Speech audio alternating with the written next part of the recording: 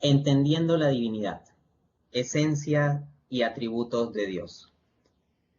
Ciertamente, este es un tema amplio y que tiene sus complejidades, ¿no? He aquí mi oficio de meterme en problemas con estas cuestiones filosóficas y teológicas. Pero vamos a ello. A ver. El marco general de la apologética es el diálogo con el no creyente. Y a un primer nivel, lo que tendríamos es el diálogo con aquel que niega la existencia de Dios. Entonces, en ese debate entre teísmo-ateísmo, pues hay un marco conceptual que es necesario especificar y aclarar en varias ocasiones, que es de qué estamos hablando, qué es Dios, cuál es la esencia y atributos de Dios. Porque si nosotros encontramos que el ateo tiene cierto concepto sobre Dios y el teísta otro concepto sobre Dios, al momento del diálogo, del debate, va a haber desencuentros. Y no en términos genuinamente argumentativos, sino simplemente por malentendidos. A este respecto, he de comenzar precisando que es el teísta el que tiene, por decirlo así, el derecho de explicitar la definición de Dios. Porque es el teísta el que defiende la postura de que Dios existe. En consecuencia, el teísta debería explicitar sus términos. Desde esa perspectiva, nosotros como teístas, en los diálogos con ateos, no debemos permitir que los ateos nos impongan sus conceptos sobre lo que es Dios. Muchas veces los ateos ponen objeciones al teísmo basadas no necesariamente en lo que el teísmo afirma, sino en visiones ad hoc que ellos quieren atribuir sobre Dios. Entonces, en primera instancia eso, cuando discutamos sobre la definición de Dios en el marco del debate teísmo-ateísmo, nosotros debemos ser proactivos en defender la esencia y atributos de Dios y no permitir que sea el ateo el que nos haga el guión. ¿Ok? Como principal fuente para esta ponencia voy a utilizar mi libro, Dios existe, publicado en 2016, y en específico en la parte 1, capítulo número 2 de este libro, discuto ciertos presupuestos filosóficos necesarios para el debate sobre el teísmo, y también ciertos presupuestos semánticos, es decir, de qué estamos hablando, entrar a la definición de Dios. Como ya se sabe, yo soy de afiliación filosófica atomista, soy partidario de una perspectiva atomista y en gran parte pues dedico mi trabajo filosófico a defender las 5 vías. Ahora bien, si uno revisa las vías de Santo Tomás de Aquino, tal como están explicitadas en la parte 2 de este libro, lo que va a encontrar es que en cada una de las 5 vías hay un paso número 4. El paso número 4 es conectar con la existencia de Dios. En la primera vía, aquí, en la primera vía se llega a Dios como primer motor inmóvil. En la segunda vía se llega a Dios como causa primera. En la tercera se llega a Dios como ser necesario. En la cuarta se llega a Dios como ser perfectísimo. Y en la quinta se llega a Dios como inteligencia ordenadora.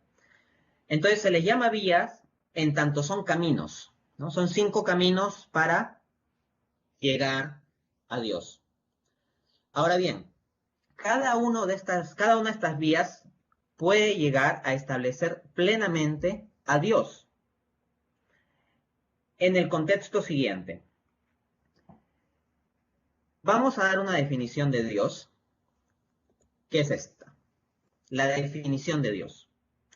Cito textualmente mis palabras en la referida obra. Dios es el ser subsistente, es el ser que existe por sí mismo sin necesidad de ningún otro para existir. Posee la plenitud del ser sin ninguna limitación ni deficiencia. Incluso más, él mismo es la plenitud del ser. Entonces ya tenemos una definición de Dios. Dios es el ser subsistente. que es lo contrario de contingente, ¿no? Un ser contingente existiría dependiendo de otro, siendo que existe tendría la posibilidad de no existir, y todo ello. Entonces, si esta es la definición de Dios, tenemos lo siguiente, que en cada una de las 5 vías de Santo Tomás, si se entiende el contexto metafísico tomista, se puede llegar a mostrar válidamente que cada uno de estos 5 conceptos conectan necesariamente con el del ser subsistente. En específico, en mi libro Dios existe, cada uno de los argumentos yo los explicito en 5 pasos. Y en el paso número 4, la estructura es más o menos esta. El primer motor inmóvil es el ser subsistente. O la causa primera es el ser subsistente. El ser necesario es el ser subsistente. El ser perfectísimo es el ser subsistente. La inteligencia ordenadora es el ser subsistente. Entonces, si se puede establecer en cada una de las vías que a lo que se llega se corresponde con el ser subsistente, entonces se sigue que se corresponde con Dios y por lo tanto se ha demostrado la existencia de Dios. Pero una objeción que comúnmente se hace a las vías tomistas es, ya está bien, ha llegado un primer motor inmóvil, pero no has demostrado que ese primer motor inmóvil o esa causa primera sea un ser personal. No has demostrado que sea un solo primer motor inmóvil, podrían ser muchos. No has demostrado que el ser necesario es bueno. No has demostrado que esta inteligencia ordenadora tiene que tener la característica de bondad o de perfección. Y esa es una objeción común, que se dice que cada una de las conclusiones a las que llegamos en las 5 vías no llegan a probar un concepto de Dios, no llegan a probar a Dios en el sentido del conjunto de sus atributos, ¿no?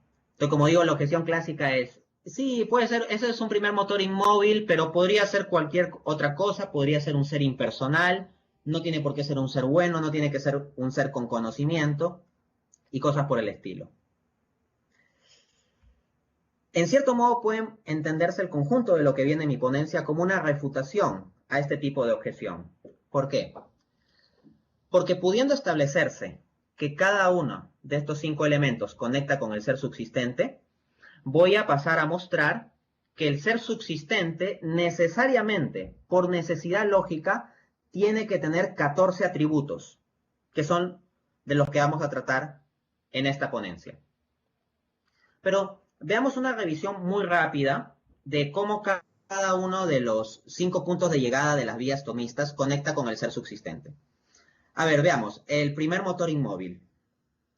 En el contexto tomista, cuando se habla de primer motor inmóvil, no hay que entenderlo en términos de movimiento físico, de locomoción, de cambio de posición o algo así. No. Esto tiene que entenderse en términos de la distinción entre potencia y acto. Y a lo que llega Santo Tomás es a Dios como acto puro. Ahora bien, ¿cuál es el acto más fundamental de todos? O aquello en virtud de lo cual las cosas tienen actos, el ser. En la visión tomista, el acto más fundamental es el acto de ser. Por ejemplo, antes de que un perro pueda generar el acto de ladrar, un perro primero tiene ser, tiene sustancia, tiene esencia. Primero el perro existe, ¿no? Entonces el acto más fundamental es el acto de ser. Y ya confirmé esto que se dijo de que los tomistas muchas veces apelamos a ejemplos de perros, ¿no? No lo hice a propósito y de repente me acabo de dar cuenta. Cabe mencionar que mi opinión como tomista sobre cómo ha de hablarse sobre la esencia de perro es perreidad. O tal vez perritud. No lo sé, la verdad que es un tema de bastante discusión. ¿Es perreidad o perreitud? Eso ha quedado como la discusión conceptual que se ha planteado, ¿no?, en las ponencias anteriores. Bueno, eso como un breve pie de página. Vuelvo a esto. Digo que el acto primero es el acto de ser. Ahora bien, si Dios es acto puro, entonces tiene que tener el acto de ser en el sentido más puro, pleno e irrestricto del ser acto puro. Pero eso se corresponde precisamente con la definición de ser subsistente. En consecuencia, el primer motor inmóvil es el ser subsistente, que es la definición de Dios. Luego, hablamos de Dios como causa primera. Causa primera en el sentido de que da el sustento causal, ontológico, a las demás cosas. ¿Ok? Y como toda causalidad eficiente se sigue del ser, ¿no?, entendemos que todo modo de causar se sigue del modo de ser. y el causar se da única y exclusivamente en función del ser. Por ejemplo, si un perro causa que yo me asuste porque ladró, bueno, el acto de ladrar del perro viene de su ser perruno, ¿no? Y en consecuencia lo que tenemos es que para causar, o para el modo de causar, hay un modo de ser. Pero si Dios es causa primera, entonces, en virtud de esto, tiene que ser primero. Ser que no dependa de otro, ser que no sea causado por otro, sino que tenga en sí su plenitud, para no requerir de nada más. Entonces la causa primera es el ser subsistente. Luego, la noción de ser necesario. Si Dios es ser necesario, significa que no es contingente. Significa que existe necesariamente en virtud de sí mismo sin depender de otra cosa. Eso obviamente conecta con la idea de ser subsistente. En consecuencia, en la tercera vía, el ser necesario es el ser subsistente. Cuarto, ser perfectísimo. Bien, toda perfección es una plenitud del ser. Cuando nosotros decimos que alguien tiene alguna perfección, como por ejemplo la inteligencia, la belleza, la bondad, etc., es que hay una plenitud en su naturaleza, hay una plenitud de actualización de estas características. Pero estas características ciertamente son, es decir, tienen el ser. Luego, un ser perfectísimo, perfectísimo en grado sumo, tiene que tener todas las plenitudes de ser. Y la plenitud más plena del ser es el mismo hecho de ser. En consecuencia, conecta con la idea de ser subsistente y por lo tanto el ser perfectísimo se identificará con el ser subsistente. Finalmente, la inteligencia ordenadora. Dios da un orden a las cosas. Esta inteligencia ordenadora de las cosas.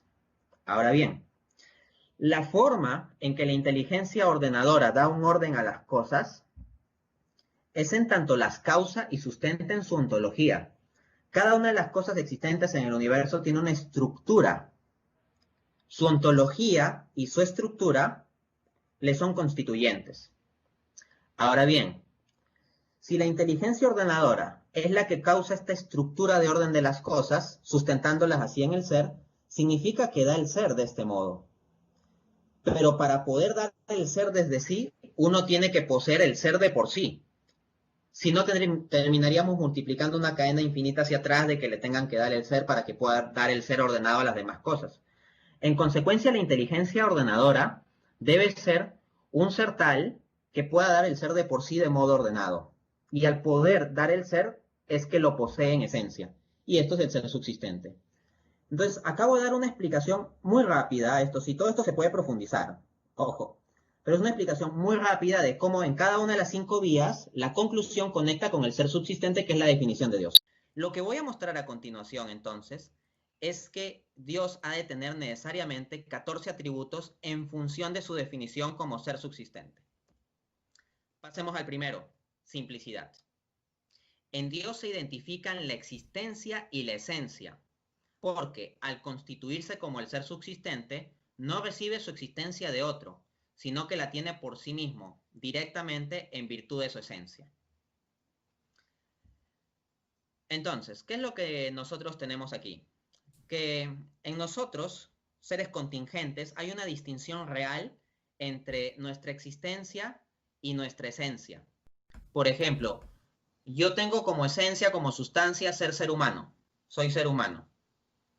Pero en virtud de mi ser humano, no es que yo existo. No es que yo me doy la existencia a mí mismo, ni que mi esencia existe necesariamente. Y menos cuando yo soy una individuación particular de lo que es la esencia humana. Más bien, si mi existencia se da, es por un conjunto de condiciones previas que dieron lugar a eso. En el caso de Dios, esto no es así. Dios no tiene un conjunto de condiciones previas que den lugar a su existencia. El ser mismo de Dios, por su propia naturaleza, necesariamente existe. Ahora bien, en términos lógicos, un compuesto es posterior a sus partes. Y asimismo, lo que nosotros tenemos es que un compuesto depende de sus partes. Pensemos en una casa construida de ladrillos. La ontología de tal casa depende de esa construcción de partes, de esa estructura de partes. La casa es dependiente en su ontología respecto a los ladrillos. Pero, si negásemos la simplicidad divina, tendríamos que decir que Dios está compuesto por partes, aunque sea en términos metafísicos. Pero si Dios estuviera compuesto por partes, al introducir esa composición en Dios, tendríamos que Dios tendría una ontología tal que dependería de esa composición de partes, de esa combinación específica de partes. Y esas partes tal vez podrían combinarse de otro modo. Y eso introduciría contingencia en Dios. En consecuencia, para evitar tal introducción de contingencia, el ser subsistente tiene que ser tal que necesariamente tiene que ser simple. Es decir, no tiene que estar compuesto por partes, ni físicas ni metafísicas, sino que Dios tiene que ser su misma esencia. Es decir, Dios es la divinidad. Y en virtud de la simplicidad divina, los atributos de Dios se identifican con su esencia. Dios no tiene sus atributos como algo distinto. Por ejemplo, en mi caso, si yo tengo cierta inteligencia, esa inteligencia es algo distinto de mi esencia como Dante Urbina. Yo podría ser más inteligente o menos inteligente y seguiría siendo Dante Urbina. Entonces, en mí, la inteligencia no se da como una sustancia plena, necesaria e identificada con lo que soy. En cambio, en el caso de Dios, Dios es sabio, pero Dios es sabio no meramente de un modo tal que la sabiduría a Dios le sea algo adjetivo, como una especie de adjetivo que se agrega a lo que Él es, no, sino que la sabiduría se correspondería con su esencia. Hay que distinguir lo que es simplicidad ontológica de simplicidad epistémica. ¿Ah? Cuando los teístas afirmamos la simplicidad divina, nos referimos a que Dios es ontológicamente simple, que es simple en su ser, es decir, que no está compuesto por partes. Es la simplicidad metafísica. Esto no implica decir que Dios es fácil de entender o que es una cosa sencilla de entender. Eso más bien sería simplicidad epistémica. Y epistémicamente para nosotros nos es difícil comprender a Dios porque Dios está en una instancia trascendente, Dios es infinito, inmaterial, y en cambio nosotros en nuestra mente, en nuestro conocimiento, estamos habituados a lo finito, contingente y lo que es material. ¿Ok? Entonces no se confunda aquí. Yo no estoy diciendo que Dios sea una cosa sencilla de conocer o que sea poca cosa, sino que cuando afirmamos la simplicidad divina, más bien afirmamos que Dios tiene una ontología tal en que sus atributos perfectos se corresponden con su misma esencia, y eso lo pone en una categoría cualitativamente distinta respecto de cualquier cosa creada, porque en los seres creados sí se dan las distinciones entre existencia y esencia. Se podría dar una conferencia entera sobre la simplicidad divina y hay mucha discusión en torno a la cuestión de la simplicidad divina. No es objeto de esta ponencia mía resolver todos los problemas filosóficos, disquisiciones teológicas y todos los asuntos que puedan plantearse sobre cada atributo. Estoy haciendo simplemente una presentación general y mostrando cómo estos atributos conectan con la idea de Dios como ser subsistente. Pasemos a otro atributo, el de perfección. Dice la obra referida, página 31. Dios, al constituirse como el ser subsistente, ha de tener necesariamente en sí toda la perfección y excelencia del ser en general. Podemos entender como un principio metafísico que nadie da lo que no tiene. O sea, un ser no puede dar lo que no tiene. ¿Por qué Dios es capaz de crear ex nihilo, de la nada? Por lo siguiente, lo que pasa es que Dios tiene en sí la plenitud del ser. Y por lo tanto, Él, en función de su libre elección, puede dar de por sí el ser en formas diversas y también limitadas, que es lo que llamamos creación. Lo que llamamos universo, creación, naturaleza, mundo, son simplemente formas diversas, múltiples y limitadas de ser. Ahora bien, si Dios da a las cosas en conjunto sus perfecciones, todas las cosas tienen perfecciones en virtud de la ontología que Dios les da, y como nadie da lo que no tiene, entonces Dios debe tener en sí la plenitud de las perfecciones. Pero cabe aclarar aquí que en el contexto metafísico tomista, cuando hablamos de las perfecciones de Dios, no nos referimos a cualquier tipo de perfección que se pueda predicar sobre las criaturas, sino a las perfecciones simples. Por ejemplo, podemos hablar de cierta perfección como el ser más grande, el ser más fuerte, el ser más musculoso, el ser más rápido. Pero todas las perfecciones referidas a lo físico, como tener nariz, respirar, tener bonitos ojos y ese tipo de cosas, son perfecciones que no son perfecciones puras porque siempre están combinadas con una limitación, la limitación propia en lo material. Por ejemplo, todo lo material tenemos que estar sujeto a dimensiones. Y si Dios tuviese las perfecciones materiales, entonces Dios estaría sujeto a limitación de dimensión, pero eso iría en contra de su perfección plena. Entonces las perfecciones de Dios son en sí perfecciones espirituales. Pero siendo Dios del ser subsistente y siendo simple, entonces incorpora en su ser o tiene en su ser el conjunto de perfecciones correspondiéndose con su esencia de forma simple. De este modo, la plenitud de verdad, bondad, belleza se encuentran en Dios de forma simple, perfecta y plena. Omnipotencia. Vamos a establecer aquí.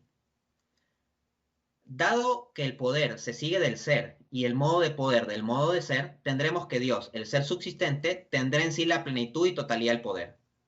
Efectivamente, todo poder se sigue del modo de ser. Por ejemplo, si yo puedo dar esta conferencia, es porque mi modo de ser humano me da capacidad de pensar, de expresarme, de ordenar ideas y todo ello. Si esta conferencia se está pudiendo transmitir por Internet, ahí hay un poder. Si se puede transmitir por Internet, es porque el Internet tiene un ser tal que permite ello. Entonces, en realidad, absolutamente todo poder que observemos en cualquier cosa se sigue de un modo de ser.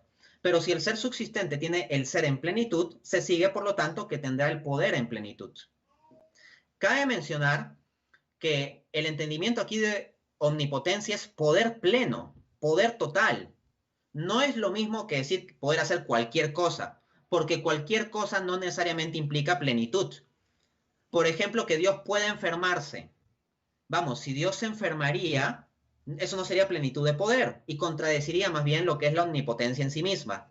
Si Dios se olvidase cosas, contradeciría la plenitud del poder porque Dios no tendría una plenitud de su conocimiento.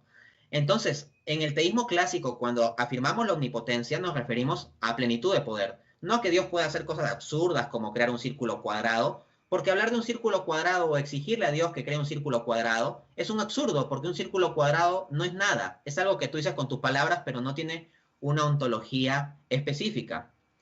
¿Ok? El no poder crear un círculo cuadrado no es una limitación del poder de Dios. Es más bien una limitación del círculo cuadrado, en tanto el círculo cuadrado no tiene ontología porque es un absurdo, no tiene ser. Entonces, entendiendo correctamente la omnipotencia, como plenitud de poder en virtud de la plenitud del ser, se puede resolver la paradoja de la omnipotencia que a veces plantean algunos ateos. Pasemos a otro atributo, el de omnisciencia. Página 32 de mi libro Dios existe. Dado que el conocimiento es una perfección pura, necesariamente ha de existir en Dios de modo pleno y total. Ya hemos establecido que Dios es el ser perfecto, ¿no? Entonces, si Dios es el ser perfecto y todo conocimiento es una perfección, tiene que existir plenamente en Dios. Porque si el conocimiento de Dios fuera limitado, entonces Dios ya no sería absolutamente perfecto. Ahora, Dios, en virtud de su esencia, se conoce a sí mismo. Y como Dios da el ser a todas las demás cosas, entonces también, en virtud de su ser subsistente, en tanto Él sustenta las cosas en el ser, y Dios es un ser consciente, Él sabe lo que hace. Y como Él sabe lo que hace, Él sabe absolutamente todo lo que pasa con todas las instancias del ser. En otras palabras, como Dios sustenta el ser de un automóvil que en este momento pueda estar recorriendo la carretera, algún automóvil rojo, Dios, como ser consciente que sustenta en el ser al automóvil, conoce que tal automóvil existe y que está recorriendo la carretera. Entonces, en virtud de que Dios, como ser subsistente, sustenta el conjunto de cosas, conoce la realidad del conjunto de cosas. Y también, por supuesto, se conoce a sí mismo. Omnipresencia. Él está en todas partes, simple y llanamente porque le da el ser y operación a todas las cosas. La omnipresencia de Dios no es una propiedad física, no es que Dios esté físicamente presente en cada cosa. La omnipresencia de Dios es metafísica, en el sentido de que Dios, al dar el sustento ontológico a todas las cosas, está presente en ellas, sin combinarse con la esencia de las mismas. Por poner una analogía, miren, imaginemos a Shakespeare, que imagina la obra Romeo y Julieta. ¿Está Shakespeare presente como un personaje de la obra? No. William Shakespeare no es ningún personaje particular de la obra Romeo y Julieta.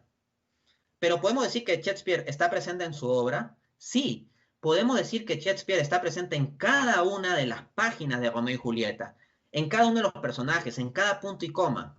No en el sentido de que Shakespeare se convierte en un personaje contingente en la obra, ni de que sea un ser material o imaginario que exista en la obra, no, sino en virtud de que Shakespeare es el que sustenta el contenido de todo lo que la obra es. En ese sentido está presente en la obra y en todo, omnipresente. Con más razón, Dios, siendo autor del universo, estará presente en todo ello y en todo momento. Bondad. Dios es bueno. Página 32 dice, al concentrar en sí de modo simple todas las perfecciones, se sigue que él poseerá en grado sumo todas las virtudes morales, pues estas son una especie de perfección. Efectivamente. O sea, nosotros concebimos como más perfecto a alguien que tiene virtudes morales que quien no las tiene. O sea, atribuimos cierto grado de perfección, de excelencia a las personas con bondad moral. En consecuencia, si Dios es el ser perfectísimo, pues Dios ha de tener también en plenitud, de forma simple, las virtudes morales. Pero Dios no meramente las tiene como algo adjetivo, sino que se corresponde con su esencia. Es decir, no meramente Dios es bueno como algo adjetivo, sino Dios es la bondad misma. Dios se identifica con la bondad. Otro atributo, inmutabilidad. Página 33, cito. El movimiento se constituye, ante todo, como un paso de la potencia al acto, es decir, de la capacidad del ser al ser. Pero esto no puede darse de ningún modo en el ser subsistente. ¿Cómo así? Inmutable es que Dios no cambia. Vamos a demostrarlo por reducción al absurdo. Supongamos que Dios tenga pasos de la potencia al acto, de la posibilidad del ser a efectivamente ser. Así como un balón en el área de penalti es un gol en potencia mientras no ha sido pateado, y si es pateado y entra al arco exitosamente, es un gol en acto. Entonces hay un paso de la potencia al acto. O por ejemplo, hace unos años yo no conocía sobre tomismo. Estaba en potencia ser tomista. Hoy en día conozco sobre tomismo, suscribo tal postura filosófica y soy tomista en acto. Ojo que ahí no ha habido movimiento físico, de lo que estoy hablando principalmente es de un paso de potencia al acto metafísico, de no ser tomista a sí ser tomista. Eso no es como mover mi mano.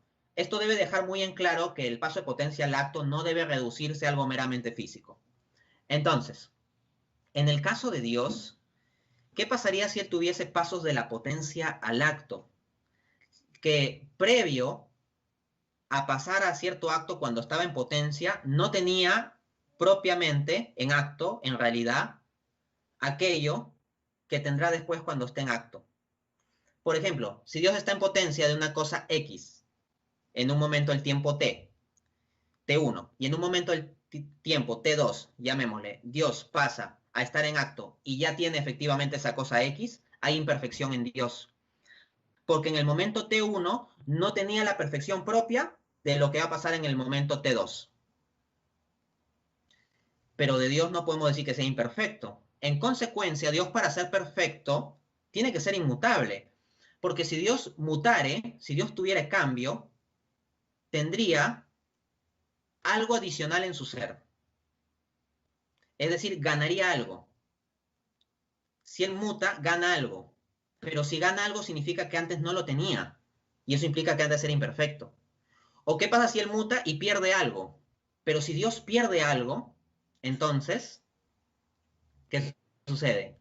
Que dejaría de ser perfecto. Entonces Dios para ser perfecto tiene que ser inmutable. Eternidad, página 33. Él tendrá en sí una posesión completa e interminable de su ser, por causa de su subsistencia. A su vez, Dios tendrá una posesión simultánea e invariable de su ser por causa de su inmutabilidad. Aquí la eternidad no debe entenderse como un tiempo compuesto infinito, al menos no en la visión del teísmo clásico. En la visión del teísmo clásico se entiende la eternidad de Dios como que Dios existe en una plenitud simultánea, o sea que toda la vida de Dios no está pasando por un tiempo y por otro y por otro y por otro, sino que en un acto simultáneo, atemporal, Dios está presente, siempre presente, eternamente presente. Dios no estaría, bajo esta perspectiva, existiendo solo por un tiempo y después en el siguiente día no, porque Dios, siendo ser necesario, tiene que existir necesariamente siempre. Pero en virtud de que es inmutable, igualmente Dios no estaría pasando de un tiempo a otro, a otro, a otro, a otro, sino que estaría existiendo de forma atemporal.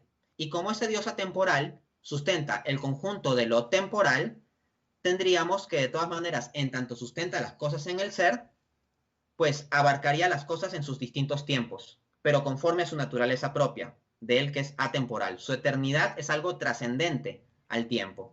Desde esa perspectiva, cuando nosotros tengamos la chance de ir al cielo con Dios, no se trata de que vamos a estar tocando una arpa ahí un minuto y al minuto siguiente y al minuto siguiente y al minuto siguiente, y por eso varios ateos dicen tonterías como qué aburrido será el cielo. No, el cielo debe entenderse como participar de la vida divina, que tiene una plenitud ontológica simultánea. Vamos con otro atributo, página 33, infinitud. Siendo él el ser subsistente, tiene en sí la total plenitud del ser, y por tanto lo tiene de modo ilimitado e infinito. En efecto, Dios, como tiene el ser por sí mismo en plenitud, no tiene nada que lo limite. Pero si no hay nada que lo limite, si no hay nada que lo finite, su ser en plenitud será irrestricto, será infinito, sin fin, porque no hay nada, como digo, que lo limite. En consecuencia, hablamos de la infinitud de Dios no en el sentido cuantitativo, como si Dios fuese una especie de masa cuantitativa de tamaño infinito. No, cuando hablamos de la infinitud de Dios es una infinitud cualitativa, en el sentido de que no le falta nada en su plenitud del ser. Otro atributo, unicidad.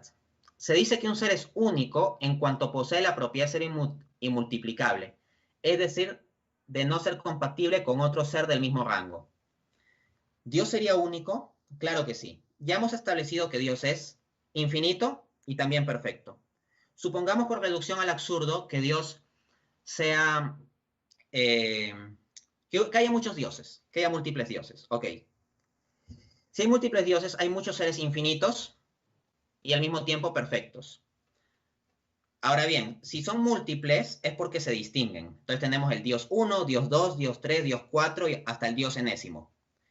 El Dios 1 se distinguirá por alguna razón del Dios 2.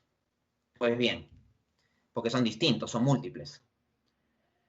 El Dios 1 no puede ser infinito ni perfecto, porque no será infinito porque le faltará en su ser lo propio del ser del Dios 2, y tampoco será perfecto plenamente porque le faltará la perfección propia del ser del Dios 2. Y el mismo problema tendrá el Dios 2, le faltará lo propio del Dios 1. En consecuencia, para que Dios sea infinito y perfecto, no puede estar dividiéndose en una multiplicidad de dioses con ontología distinta, sino que tiene que haber un único Dios. Es decir, no puede haber distinción a este respecto. No puede haber una multiplicidad de esencias divinas. Trascendencia. Dios es trascendente. Página 34. La infinita distancia que media entre el ser por esencia infinito y el ser por participación finito da suficiente razón de la trascendencia divina. Es decir, Dios no es una pieza más de lo creado. Dios como ser subsistente está en otro plano porque todo lo demás es contingente, depende en última instancia de él. En consecuencia no podemos poner en el mismo rango a Dios y a lo creado. Dios es trascendente. Pero al mismo tiempo, ahí vamos a otro atributo, Dios es inmanente. ¿Por qué? Abro cita, Dios, siendo el ser subsistente, se constituye como el que da el ser de todo lo demás, y por tanto se encuentra unido de modo inseparable a sus esencias, aunque sin confundirse con estas. Esto conecta con la omnipresencia. Dios, desde su ontología, sustenta a las demás cosas, a los demás seres, y está en ese modo presente, inmanente, implicado, pero sin caer en el panteísmo, sin que su esencia se identifique con lo creado. Personalidad. ¿Por qué Dios es un ser personal? Ya vimos que Dios es perfecto, pero el intelecto y la voluntad son perfecciones. Los seres con intelecto son concebidos como más perfectos que los seres sin intelecto, y los agentes morales libres son concebidos como más perfectos que los seres inertes que no tienen tal agencia moral, o incluso plantas o animales que no tienen esa agencia moral. En consecuencia, siendo el intelecto y la voluntad perfecciones y siendo Dios ser perfecto, tiene necesariamente que tener intelecto y voluntad. ¿Pero qué es un ser personal? Un ser personal es un ser que tiene intelecto y voluntad. En consecuencia, Dios es personal. Finalmente, la espiritualidad. Ya había explicado que todo lo material por definición es limitado y es divisible. Pero en el caso de Dios, Dios es infinito y es simple. Él no tiene ninguna finitud ni puede ser dividido. En consecuencia, Dios no puede ser un ser material, tiene que ser inmaterial. Y además de eso, nos encontramos con que Dios tiene perfecciones como conocimiento y voluntad. Entonces, es un ser inmaterial con intelecto y con voluntad. Eso es lo que entendemos por espíritu. Por lo tanto, Dios será un ser espiritual. Así pues, con esto concluyo esta ponencia de un repaso rápido de cómo de la misma definición de Dios como ser subsistente se deriva que necesariamente tendrá que tener estos 14 atributos. Muchas gracias. Muchísimas gracias, Dante. Buenísimo, buenísimo. Excelente, Santi. No te estamos viendo. No sé por qué. Buenísimo, man. Yes, no te estamos viendo. Así que... Ahí estoy volviendo, ahí estoy volviendo. Pido mil disculpas porque en el transcurso de la conferencia yo apago la cámara. A ver, ahí ¿me ven ahí? Sí, claro, te tenemos. En el transcurso de la conferencia apago la cámara nada más porque, para que no se me agote la batería. Ok, perfecto. Genial, Dante, muchísimas gracias. A ver, nos jugó una mala pasada con el tiempo este problemita técnico que tuvimos, pero voy a proceder a las preguntas del público rápidamente. Y dice lo siguiente, una de las preguntas dice, Dante, ¿la Trinidad no implicaría la simplicidad? No, perdón, complicaría, perdón. Dante, ¿la Trinidad no complicaría la simplicidad? Respuesta directa, no. ¿Por qué? Más bien, quien sostenga la Trinidad de un modo tal que diga que se tiene la esencia divina, como una especie de círculo, digamos, que se parte entre Padre, Hijo y Espíritu Santo, de tal modo que el Padre tiene una parte de la divinidad, el Hijo tiene otra parte y el Espíritu Santo tiene otra parte. Si alguien entendiese así la doctrina de la Trinidad, estaría cayendo en una herejía, conocida como parcialismo. Más bien lo que se ha afirmado en la tradición cristiana clásica en general, es que cada una de las personas divinas tiene la plenitud de la esencia divina. Entonces, la persona del Hijo no es que tenga la tercera parte de la esencia divina, no. El Hijo es plenamente Dios en el sentido de que tiene toda la esencia divina, y lo mismo el Espíritu Santo, y lo mismo el Padre. Entonces, yo más bien diría lo inverso. Yo diría que entender la doctrina de la Trinidad de un modo tal que niegue la simplicidad divina podría caer en el riesgo de caer en el parcialismo, en la herejía parcialista.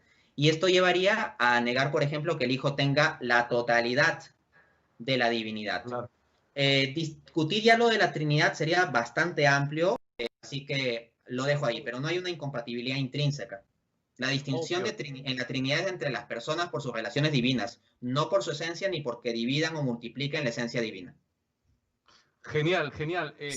Santi, no te vemos. Algo extraño. ¿Otra vez no me ven? Sí, no sé por qué. Dante, si quieres dejar de compartir la pantalla, tal vez nos ayudaría a resolver este misterio. Tal vez no podamos resolver el misterio de la Trinidad. Ahí está. ¿Ah? Yo me estoy viendo en mi software. A ver, apago y prendo la cámara, a ver. Dale, ahora sí. Ahí, mira. A ver ahora. No, te quedaste pegado. No subió todavía, que sube ahí. Ahí. Entra y sale. ¿Quién sabe? Algo extraño está sucediendo, Santi, contigo. Ahora sí. Ahí está, Teo. Ya, ahora sí. Ahí está. Ahora sí.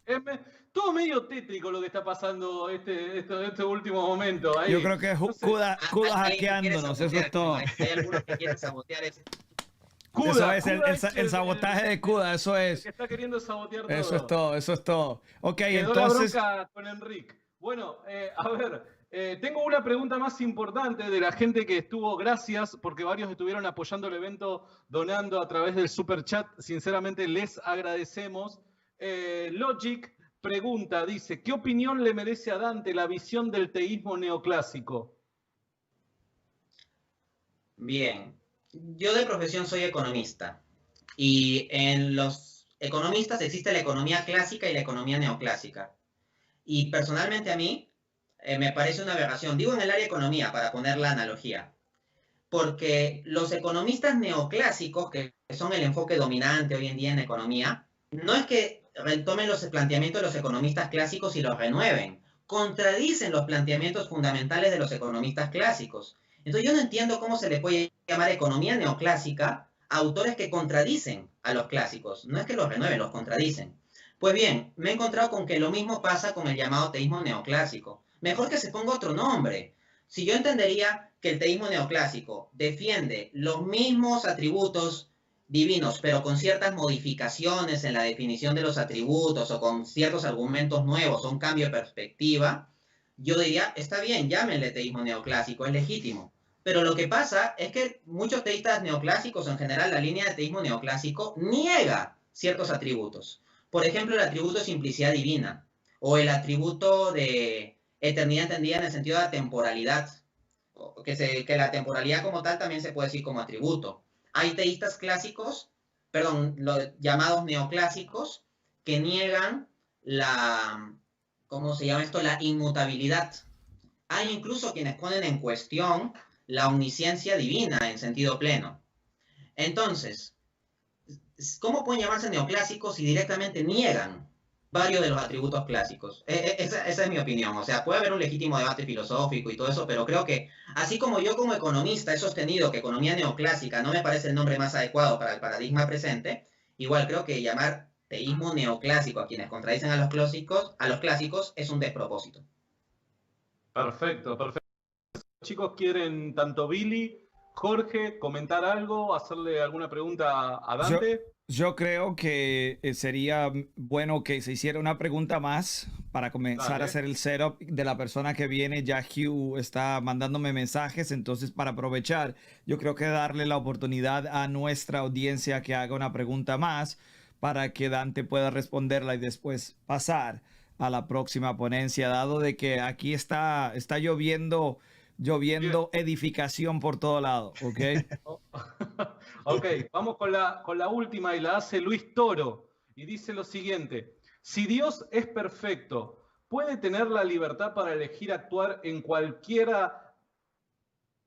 Perdón, vuelvo, acá tengo un problema con la puntuación. ¿Puede tener la libertad para elegir actuar en cualquiera de las maneras posibles o su perfección le lleva a actuar solo en una manera posible? No sé si se entendió, Dante. Sí, a ver. Perfecto. Acá hay que distinguir lo que Santo Tomás diferenciaba entre necesidad absoluta y necesidad hipotética en Dios.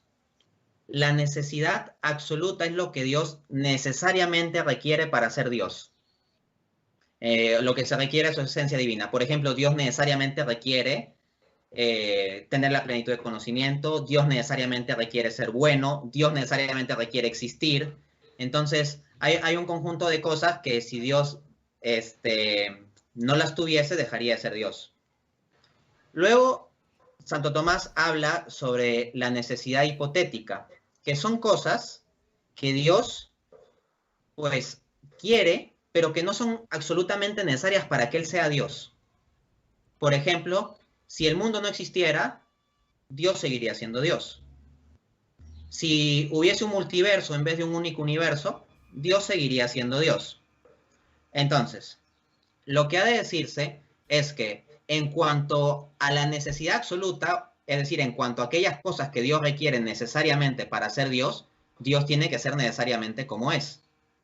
En cambio, en cuanto a las cosas de necesidad hipotética, Dios puede hacer cosas de modo diverso. Pero esto no introduce un cambio en el ser mismo de Dios, porque las cosas de necesidad hipotética se refiere a cosas distintas de Dios, o sea, lo que Él podría crear o no crear. Y esto más bien sería la cuestión del cambio diverso en este tipo de cosas. Entonces, básicamente haciendo esa distinción, es que se puede entender cómo la perfección de Dios tiene que ser absolutamente necesaria en sí mismo, pero al mismo tiempo Él puede libremente elegir comunicar esa perfección creando, por ejemplo, en distintos grados y formas, ¿no? Eso sí queda al libre arbitrio de Dios. Pero aquí también hay que precisar lo siguiente. Siendo que Dios quiere algo, entonces ese algo necesariamente será. Eso sí. O sea, la voluntad de Dios no queda abierta aquí a una contingencia. Una vez que Él decide en su acto temporal libre, porque Él tiene su libertad así atemporalmente, una vez que Él tiene su decisión en su acto atemporal libre, Él toma ese curso de acción. Perfecto, buenísimo. Dante, te agradezco tanto por esta participación, sinceramente. Para mí es un privilegio cada vez que cuento con tu presencia en lo que hagamos, así que nada, es una clase lo que nos das y yo aprendo muchísimo de vos, así que te agradezco muchísimo, sinceramente.